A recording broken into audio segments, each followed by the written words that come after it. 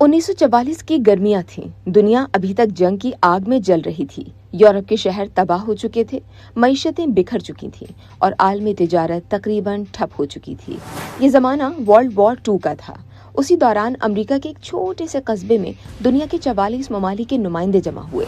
ये जगह थी माउंट वॉशिंगटन होटल, जहां होने वाली तारीखी मीटिंग को ब्रेटन वुड्स कॉन्फ्रेंस कहा जाता है। ये कॉन्फ्रेंस इसलिए मुनक्किद की गई थी क्योंकि दुनिया को एक नए आलमी मुआशी निज़ाम की ज़रूरत थी।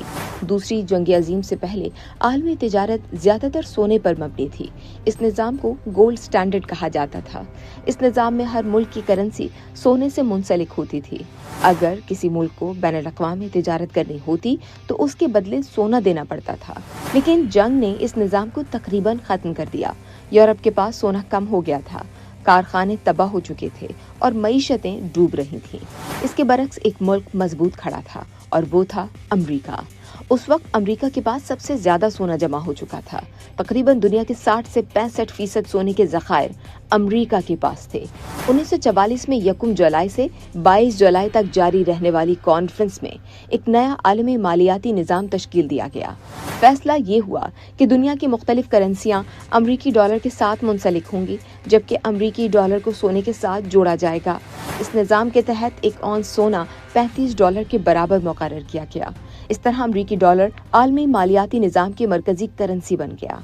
इसी कॉन्फ्रेंस में 2 अहम बैनुल-अक़वामी इदारे भी कायम किए गए, एक इंटरनेशनल मॉनेटरी फंड यानी IMF और दूसरा वर्ल्ड बैंक। इन इदारों का मकसद आलमी मईशत को मुस्तहकम करना और जंग के बाद मुआशी बहाली में मदद फराहम करना था।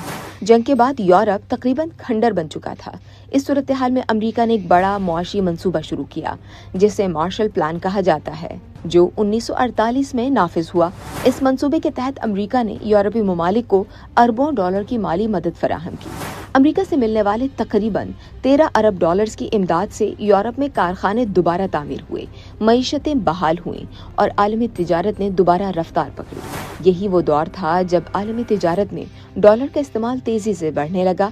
कारखाने खरीदने हों, मशीनरी दरकार हो या दीगर सनती सामान, ज्यादातर बैनुल-अक़वामी लेन देन डॉलर में होने लगा। ताहम 1960 की दिहाई तक अमेरिका के लिए एक बड़ा मसला खड़ा हो गया। दुनिया में डॉलर की मिकदार बहुत ज्यादा हो चुकी थी, लेकिन अमेरिका के पास इतना सोना नहीं था कि हर डॉलर के बदले सोना फराहम कर सके। आखिरकार 1971 में अमेरिकी सदर रिचर्ड निक्सन ने एक तारीखी फैसला किया, जिसे निक्सन शॉक कहा जाता है। इस ऐलान के तहत अमेरिका ने डॉलर को सोने में तब्दील करने का निज़ाम खत्म कर दिया। यूं सोने से मुंसलिक आलमी मालियाती निज़ाम अमली तौर पर खत्म हो गया। उसके बाद ये सवाल पैदा हुआ कि अगर डॉलर अब सोने से मुंसलिक नहीं तो दुनिया इसे क्यों इस्तेमाल करे। फिर 70 की दिहाई में एक और अहम पेशरफ्त हुई।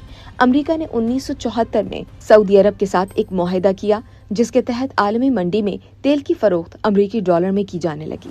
मुआहिदे के तहत सऊदी अरब ने तेल से हासिल होने वाली बड़ी रकम को अमरीकी बैंकों, अमरीकी सरकारी बॉन्ड्स और दीगर मालियाती सरमायाकारियों में लगाना शुरू कर दिया। इससे अमरीकी मईशत को मुसलसल सरमाया मिलता रहा। उसके बदले अमरीका ने सऊदी अरब को फौजी ताउन दिया, असलहा फराहम किया और मुल्क की हिफाजत के लिए सिक्योरिटी की जमानत दी। इसी निज़ाम के तहत दीगर तेल बरामद करने वाले ममालिक ने भी अपनी आमदनी का बड़ा हिस्सा अमरीकी मालियाती निज़ाम में सरमायाकारी करना शुरू कर दी। चूँकि तेल पूरी दुनिया की मईशत के लिए इंतहाई अहम था, इसीलिए तेल हासिल करने के लिए ममालिक को डॉलर हासिल करना पड़ता था। इस निज़ाम को पेट्रो डॉलर सिस्टम कहा जाता है। इसके बाद आलमी मईशत में डॉलर की हैसियत मजीद मजबूत हो गई। आज भी दुनिया की बड़ी तिजारत डॉलर में होती है। बैनुल-अक़वामी कर्जे डॉलर में दिए जाते हैं और तेल समेत ज्यादातर अहम अशिया की कीमतें डॉलर में मुकर्रर की जाती हैं। यही वजह है कि अमरीकी डॉलर आज भी दुनिया की सबसे बड़ी और ताकतवर आलमी करेंसी है।